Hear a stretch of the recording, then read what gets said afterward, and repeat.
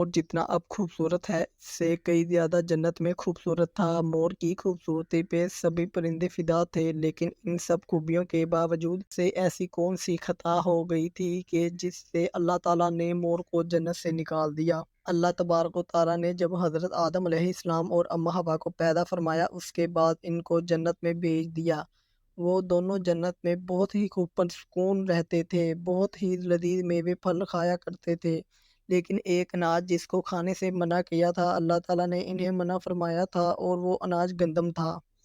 چونکہ شیطان حضرت آدم علیہ السلام کی وجہ سے جنت سے نکال دیا گیا تھا، اسی وجہ سے شیطان کی حضرت آدم علیہ السلام سے دشمنی ہو گئی تھی۔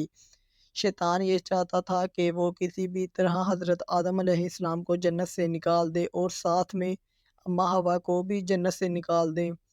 جب شیطان کو یہ خبر ہوئی کہ حضرت آدم علیہ السلام کو تمام میوے کھانے کی اجازت ہے لیکن گندم کھانے کی اجازت نہیں ہے، تو شیطان انتقام کی آگ دل میں لیے جنت کے دروازے کے پاس بیٹھ گیا اور 300 سال تک وہاں پر بیٹھا رہا کہ کوئی جنت کے دروازے سے باہر آئے اور شیطان اس سے بات کر سکے۔ ایک دن اچانک سے مور جنت سے باہر آ گیا۔ شیطان اس کو دیکھتے ہی بہت خوش ہو گیا۔ شیطان نے پوچھا، اے خوبصورت پرندے، تم کون ہو؟ مور بولا، میں مور ہوں، اب تم اپنا تعارف کرواؤ۔ شیطان نے جواب دیا کہ میں عالم کروبیہ کا ایک فرشتہ ہوں، میں اللہ پاک کی عبادت سے ایک پل بھی غافل نہیں ہوں۔ میں چاہتا ہوں کہ میں جنت میں جاؤں، وہاں کی نعمتوں کا اپنی آنکھوں سے مشاہدہ کروں۔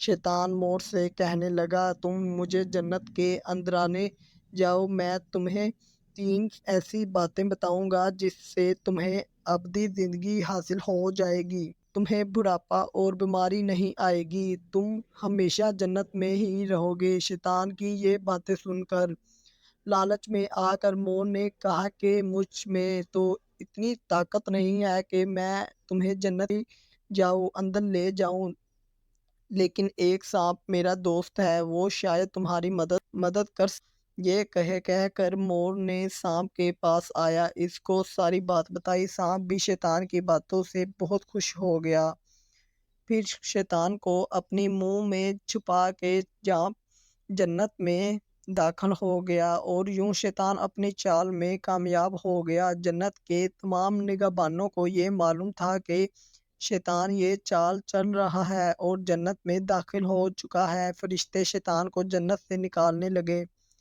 تبھی اللہ پاک کا حکم ہوا کہ اس کو ابھی تک جنت میں ہی رہنے دیا جائے۔ وہ فرشتے اللہ تبارک و تعالیٰ کے حکم سے رک گئے۔ شاید یہ حضرت آدم علیہ السلام کا امتحان تھا۔ شیطان حضرت آدم علیہ السلام کے پاس اور اماں حوا کے پاس جا کر اپنی محبت کا اظہار کرنے لگا۔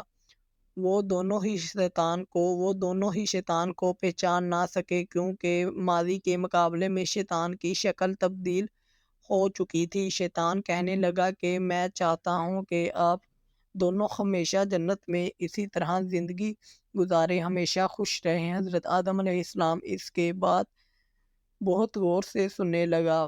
شیطان نے کہا، اگر آپ میری بات مان جائے تو آپ کو جنت کی اور بھی تمام سہولتیں ملیں گی۔ حضرت آدم علیہ السلام کے بہکاوے میں آ کر کہنے لگے کہ یہ کس طرح ممکن ہے؟ شیطان کہنے لگا، ایک گندم کا دانہ اگر آپ دونوں چکھ لو تو آپ کو ابدی حیات حاصل ہو جائے گی اور آپ جنت میں ہی رہیں گے۔ یہ بات سن کر حضرت آدم علیہ السلام دل میں رجحان پیدا ہوا، لیکن ان کے دل میں اللہ کی نافرمانی کا خوف غالب آ گیا۔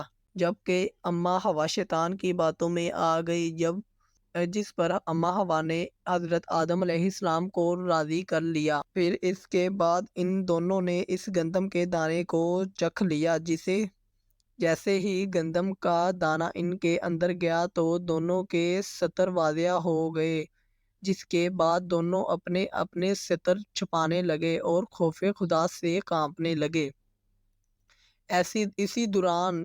اسی دوران اللہ تبارک و تعالیٰ نے فرشتوں کو یہ حکم دیا کہ حضرت آدم علیہ السلام اور اماں حوا دونوں کو زمین پر اتار دو۔ حضرت آدم علیہ السلام کو سری لنکا کے قریب نیچے زمین پہ بھیج دیا جبکہ اماں ہوا کو جدا کی سرزمین پہ اتار دیا۔